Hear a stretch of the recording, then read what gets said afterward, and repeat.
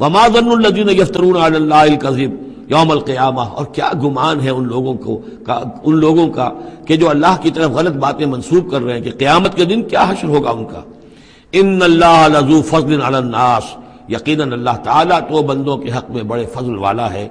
वलाकिन अक्सरहुम ला यशकुरून, लेकिन उनकी अक्सरियत जो है वो शुक्रगुजार नहीं है, वो अल्लाह की नेमतों का हक नहीं मानती।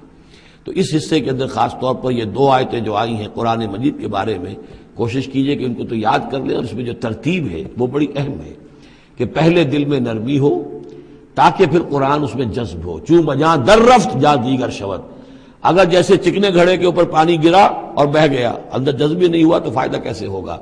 तो दिल की नरमी का सामान भी कुरान में है, दवा भी कुरान है, हिदायत भी कुरान है, रहमत भी कुरान है। इस एतबार से अल्लाह ताला की सबसे बड़ी नेमत नौ इंसानी के लिए कुरान हकीम है।